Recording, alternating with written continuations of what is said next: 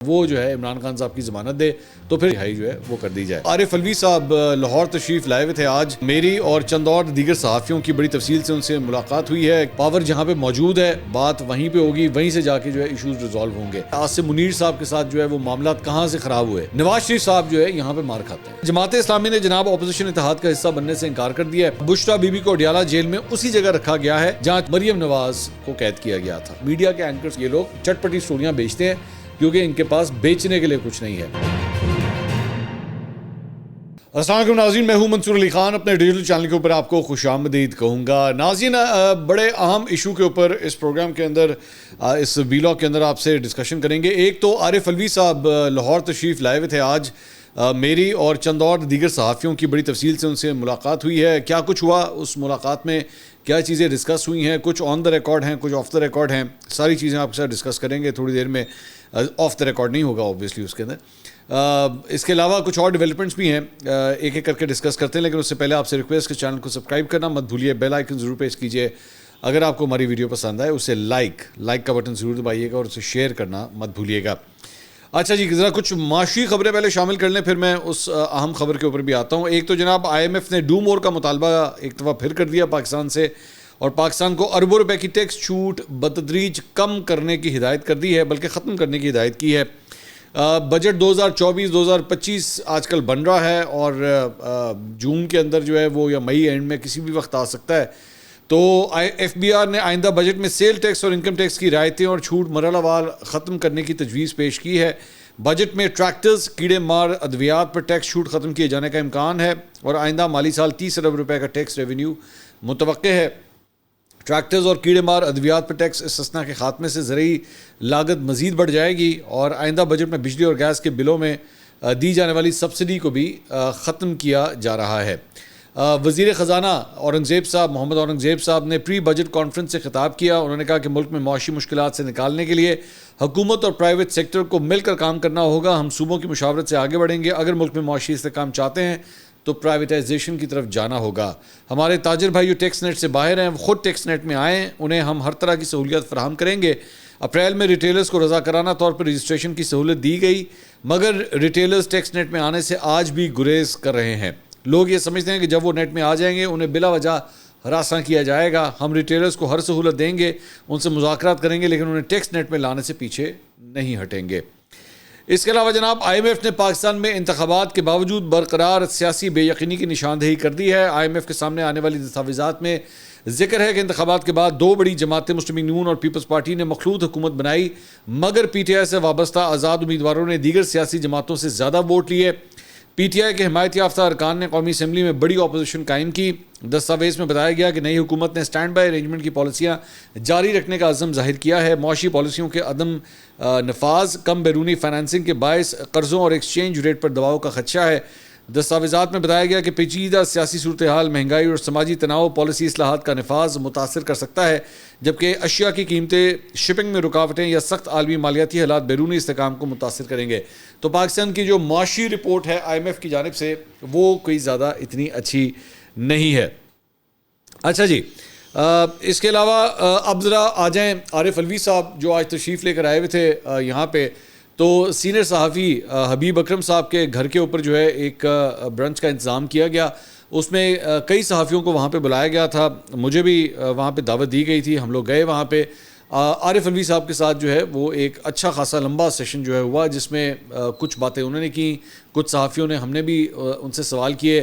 جو senior journalist وہاں پہ موجود تھے اس میں مجیب الرحمان شامی صاحب وہاں پہ تھے، سلمان غنی صاحب موجود تھے، عوریہ مقبول جان وہاں پہ تھے، چودھری غلام حسین صاحب وہاں پہ موجود تھے، حبیب اکرم صاحب تو اوبویسلی تھے ہی، سید عمران شفقت صاحب وہاں پہ موجود تھے، گوہر، اس کے علاوہ امداد سمرو صاحب وہاں پہ موجود تھے، اس کے علاوہ سمینہ رمضان صاحبہ وہاں پہ موجود تھیں، اجمل جامی صاحب تشریف لے کر آئے۔ تو اگر میں کوئی نام مس کر رہا ہوں تو اس کے لیے معذرت، لیکن یہ وہ چند نام ہیں جو بڑے بڑے نام جو وہاں پہ موجود تھے۔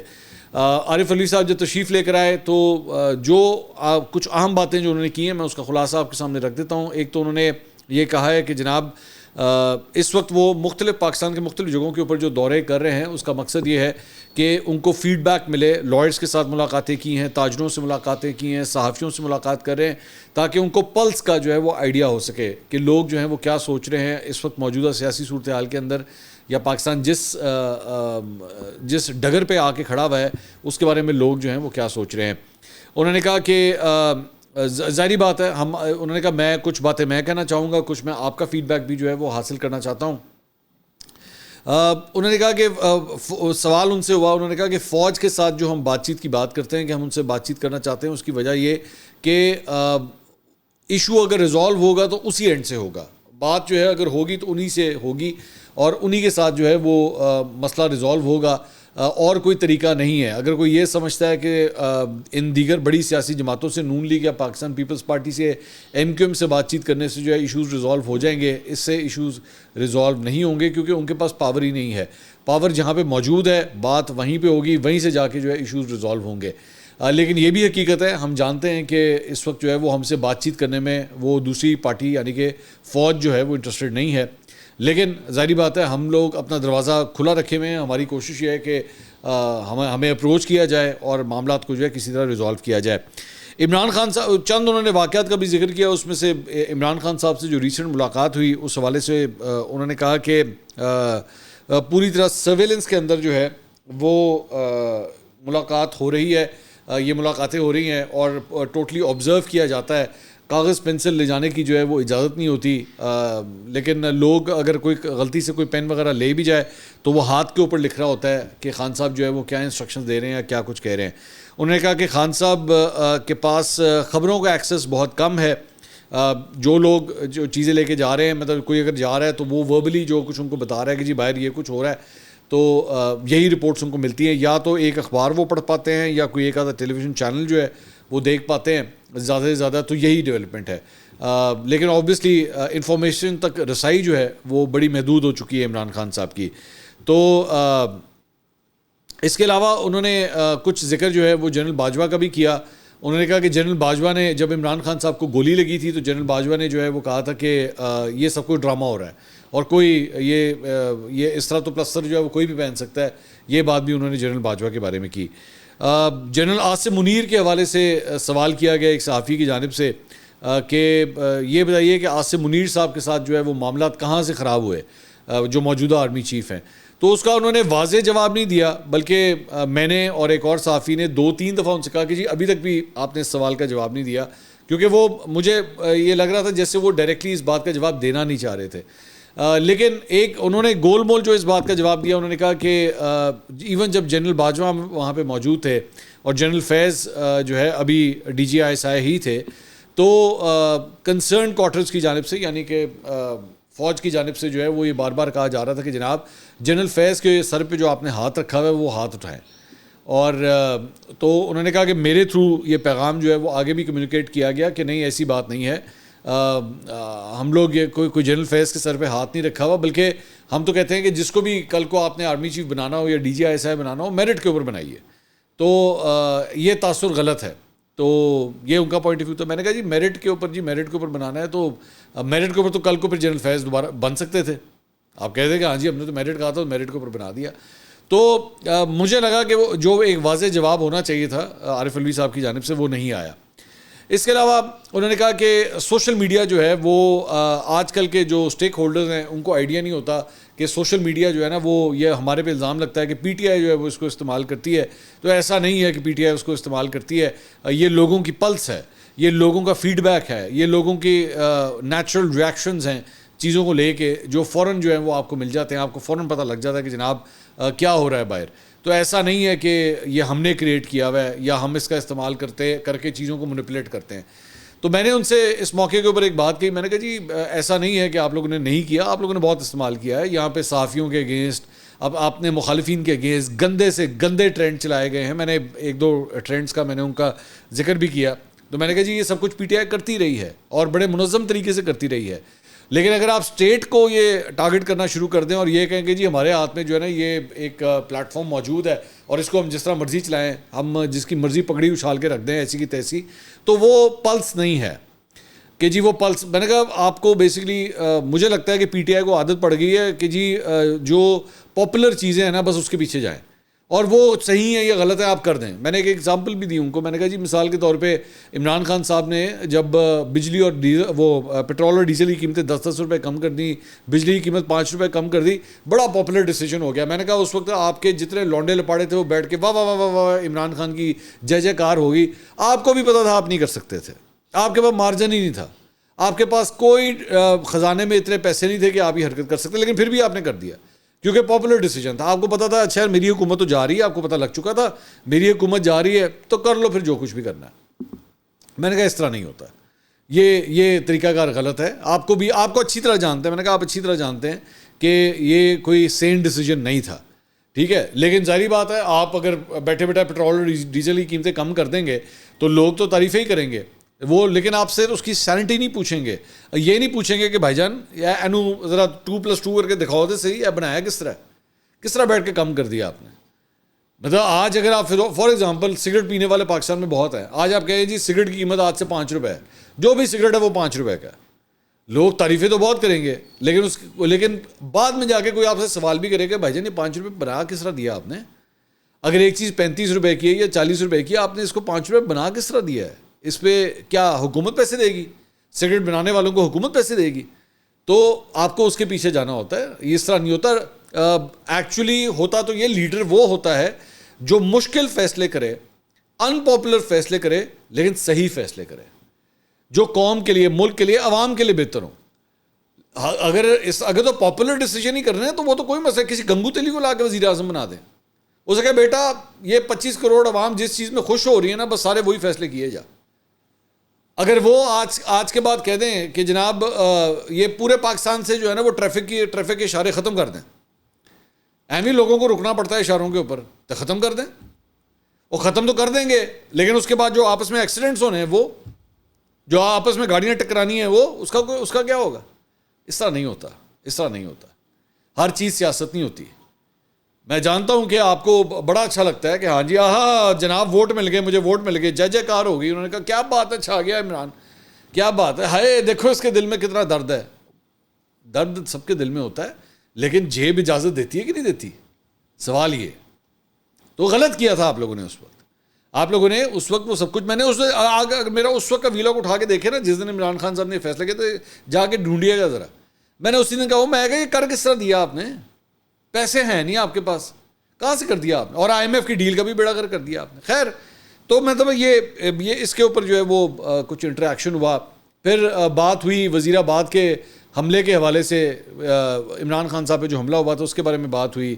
تو اس طرح مختلف چیزیں انہوں نے صحافیوں کو کہا کہ جی آپ جو ہے, میں جانتا ہوں کہ اب آپ بول نہیں سکتے, آپ کے اوپر قدغنیں لگی ہوئی ہیں, اور میں بھی اسی لیے 1-on-1 انٹرویوز جو ہے میں نہیں دیتا. تو مجیب الرحمان شامی صاحب نے بعد میں ان کو کہا کہ نہیں ایسی بات نہیں ہے کہ اگر آپ یہ کہہ رہے ہیں کہ ہم بول نہیں سکتے, ہم بول لیتے ہیں, لیکن اپنا طریقہ ہوتا ہے بولنے کا, اپنی بات آگے پہنچانے کا ایک طریقہ کار ہوتا ہے.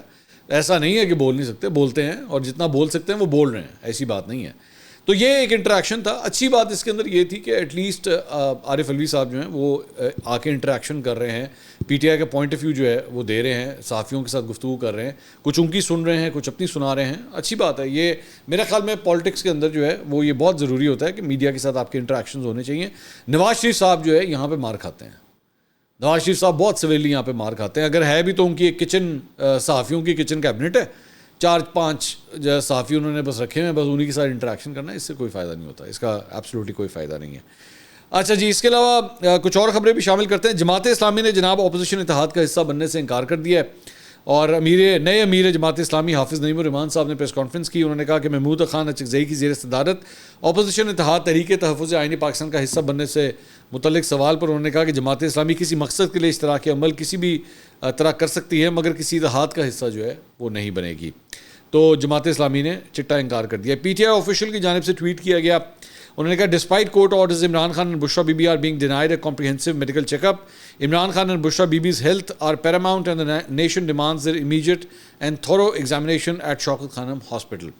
تو ان کا یہ پی ٹی آئی کا یہ کہنا ہے کہ جناب عمران خان اور بشرا بی بی کے جو میڈیکل چیک اپس ہونے چاہیے تھے, ان کے ٹیسٹ وغیرہ ہونے چاہیے تھے, حکومت جو ہے وہ نہیں ہونے دے رہی. انتظار حسین پنچوتا صاحب جو ان کے وکیل ہیں, انہوں نے بھی کہا کہ ٹرائل جج نے عمران خان اور بشریٰ بی بی کے بلڈ ٹیسٹ اور چیک اپ کا حکم دیا تھا. اب پیر کے روز اس جج کے سامنے اس درخواست اور حکم کو رکھ کر توہین عدالت کا مطالبہ اور فوری میڈیکل چیک اپ کا مطالبہ رکھا جائے گا. عمران خان صاحب کی جان کو درپیش خطرات کے پیش نظر ہم نے مہینے میں 2 بار مکمل میڈیکل چیک اپ اور ٹیسٹ عمران خان کے پرائیویٹ ڈاکٹر سے کرانے کا مطالبہ کر رکھا ہے, لیکن ہر بار عدالتی حکم کو رون دیا جاتا ہے. البتہ اس جج کے اس حکم کو مانا جاتا جس میں درخواست سے ضمانت خارج کی جاتی ہے یا عمران خان کے خلاف کچھ فیصلہ کیا جاتا ہے. اس کے علاوہ جناب جنگ نے ایک خبر رپورٹ کی ہے کہ سابق خاتون اول بشریٰ بی بی کو اڈیالہ جیل میں اسی جگہ رکھا گیا ہے جہاں 6 سال قبل مریم نواز کو قید کیا گیا تھا. اور جیل ذرائع نے کہا ہے کہ جی اڈیالہ جیل میں خواتین وارڈ میں رکھنے کے بجائے اس سے متصل Toyota technical education and vocational training authority کی جانب سے بنائے گئے ووکیشنل انسٹیٹیوٹ ہال کے ایک کمرے میں انہیں پابند سلاسل کیا گیا ہے. اور 2018 میں موجودہ وزیر اعلیٰ پنجاب مریم نواز صاحبہ کو بھی اسی خواتین وارڈ سے متصل ووکیشنل انسٹیٹیوٹ کے اسی کمرے میں دیگر اسیر خواتین سے الگ تھلگ قید تنہائی میں رکھا گیا تھا, تو بشریٰ بی بی کو جو ہے اسی کمرے کے اندر رکھا گیا ہے. مشال یوسف زئی جو بشریٰ بی بی کی ترجمان ہے, انہوں نے گفتگو کرتے ہوئے کہا کہ بشریٰ بی بی کی جان کو بنی گالہ میں شدید خطرات لاحق تھے. 2.5 مہینے کے جدوجہد کے بعد بشریٰ بی بی کو بنی گالہ سے اڈیالہ جیل منتقل کیا گیا. بشریٰ بی بی کے لیے قانونی جنگ لڑ رہے ہیں, ان کا کارڈیالوجسٹ سے معائنہ اور بلڈ ٹیسٹ کرانا چاہتے ہیں. بشریٰ بی بی بنی گالہ میں اکیلی تھیں, اڈیالہ جیل میں ان سے ملاقات ہو گئی. رانا ثناء اللہ صاحب نے کل رات کو جرگہ پروگرام کے اندر ایک بڑی امپورٹنٹ بات کی ہے. فرماتے ہیں کہ مذاکرات میں رکاوٹ پی ٹی آئی نہیں, عمران خان کا رویہ ہے. عمران خان کے ساتھ بات کرنے پر ہم کب تیار نہیں تھے. پی ٹی آئی کے لوگ 9 مئی کے واقعات پر گرفتار ہیں, ہم نے کوئی مقدمہ قائم نہیں کیا. 9 مئی کے مقدمات میں ٹرائل ہونا چاہیے تاکہ گناہ گاروں کو سزا ملے, بے گناہ گھر جائیں. ہمارا جوڈیشل سسٹم ایسا ہے جس میں کوئی فیصلہ نہیں ہوتا. آئین میں جب تک از خود نوٹس کا اختیار رہے گا کوئی بات کنارے نہیں لگے گی. ان سے سوال کیا گیا کہ گرینڈ ڈائیلاگ کے لیے ماحول سازگار بنانے کے لیے عمران خان کی ضمانت پر رہائی کا سوچا جا سکتا ہے. تو اس کا جواب دیتے ہوئے رانا ثناء اللہ نے کہا کہ اس کے سوا کوئی آپشن نہیں ہے اور نواز شریف اس بات کے لیے تیار ہیں. عمران خان کی ضمانت پر رہائی پر اتفاق ہو تو میں نہیں سمجھتا اس کے لیے کوئی مشکل ہو سکتی ہے. گرینڈ ڈائیلاگ جب بھی ہوگا غیر مشروط ہوگا. نون لیگ پیپلز پارٹی اور پی ٹی آئی حقیقت ہے, عمران خان حقیقت ہے, تو نواز شریف اور آصف زرداری بھی حقیقت ہیں. گرینڈ ڈائیلاگ کا مرکزی ایجنڈا الیکشن کا شفاف انعقاد ہونا چاہیے. حکومت 9 مئی کے واقعات میں فوج کی ترجمانی نہیں کر سکتی. 9 مئی کے واقعات میں فوج خود مدعی ہے. فوج کی تنصیبات پر حملہ ہوا اور شہداء کی یادگاروں کی بے حرمتی کی گئی. میرا نہیں خیال کہ عمران خان کی رہائی کے لیے امریکہ سے کوئی فون آئے گا. عمران خان سے درپردہ بات نہیں ہو رہی. پی ٹی آئی کے سینئر لوگوں میں ڈائیلاگ کی سوچ ہے مگر وہ عمران خان سے ڈرتے ہیں. پی اے سی کی چیئرمین شپ کے لیے شیخ وقاص اکرم کا نام قبول کر لینا چاہیے. پی اے سی کا سربراہ ایسا شخص ہونا چاہیے جو لوگوں سے عزت کے ساتھ پیش آئے. اس کے علاوہ جناب تو یہ ایک مطلب رانا ثناء اللہ صاحب نے ایک حل نکالا ہے کہ کوئی اگر ان کی ضمانت دے, اب یہ ضمانت کوئی ضمانت سے مراد یہ نہیں ہے کوئی شخصی ضمانت دے, مطلب کسی ملک کی بات ہو رہی ہوگی, کسی تھرڈ کنٹری کی بات ہو رہی ہوگی کہ وہ جو ہے عمران خان صاحب کی ضمانت دے تو پھر شاید ان کی رہائی جو ہے وہ کر دی جائے. اس کے علاوہ جنگ نے خبر دی ہے کہ الیکشن کمیشن آف پاکستان نے مخصوص نشستوں پر ارکان کو ڈی نوٹیفائی نہ کرنے کا فی الحال فیصلہ کیا ہے. انہیں معطل ضرور کیا گیا ہے, ان کو ڈی نوٹیفائی نہیں کیا گیا ہے. مخصوص نشستوں سے متعلق سپریم کورٹ کے فیصلے پر الیکشن کمیشن کے لا ونگ نے اپنی رائے دی ہے, جس میں کہا گیا ہے کہ سپریم کورٹ نے الیکشن کمیشن اور پشاور ہائی کورٹ کے فیصلے کو کالعدم قرار نہیں دیا بلکہ سپریم کورٹ نے الیکشن کمیشن اور پشاور ہائی کورٹ کا فیصلہ معطل کیا ہے. عدالت عظمیٰ کے فیصلے کے تحت رکنیت معطل کی جا سکتی ہے, اس میں ڈی نوٹیفائی کرنے کا کوئی فی الحال حکم نہیں ہے. اس کے علاوہ سابق نگراں وزیر اعظم انوار الحق کاکڑ صاحب نے بھی ایک انٹرویو دیا. انہوں نے فرمایا کہ ہم نے کوئی غلط فیصلہ کیا ہوگا یا بدنیتی بھی کی ہوگی, ان دونوں کی وضاحت ہونی چاہیے اور لوگوں کے سامنے آنا چاہیے. اور بصد ہاتھ جوڑ کر اگر ان سنجیدہ لوگوں سے ویسی ہی غیر سنجیدہ گفتگو کرتے ہوئے یہ غلط سمجھ بیٹھے ہیں تو اگر یہ بھی تسلیم کر لیں تو یہ بھی بہتر ہوگا. نہیں کرنا چاہتے تو تب بھی میرے اور محسن نقوی کے پاس کوئی ایسی طاقت نہیں ہے. انہوں نے کہا ان تمام اشرافیہ کو جو رات 8 بجے ٹی وی چینلز پر بیٹھ جاتے ہیں رات کے 10 بجے تک, ان کے لیے شغل ہے, ان کے لیے روزگار ہے, ان کا بریڈ اینڈ بٹن ہے. اگر یہ اس طرح کی اسپائسی سٹوریز نہ دیں تو شاید جو مالکان ہیں وہ بھی ان سے پوچھیں کہ آپ کے پروگرام دیکھنے والے اب کم ہوتے جا رہے ہیں. تو یہ بیسکلی میڈیا کے اینکرز کو جو ہے وہ کاکڑ صاحب نے ٹارگٹ کیا اور انہوں نے کہا کہ جناب یہ لوگ چٹ پٹی سٹوریاں بیچتے ہیں کیونکہ ان کے پاس بیچنے کے لیے کچھ نہیں ہے.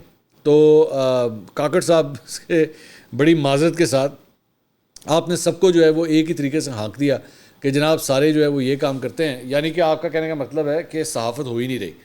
تو شاید میرے خیال میں کاکڑ صاحب نے ریسنٹلی جو بیکلیش برداشت کیا ہے خاص طور پہ گندم کے معاملے کے اوپر، شاید اس کی وجہ سے آج ان کو میڈیا جو ہے وہ اتنا برا لگنا شروع ہو گیا ہے. اگلی ویڈیو میں آپ سے دوبارہ ملاقات ہوگی. اللہ حافظ.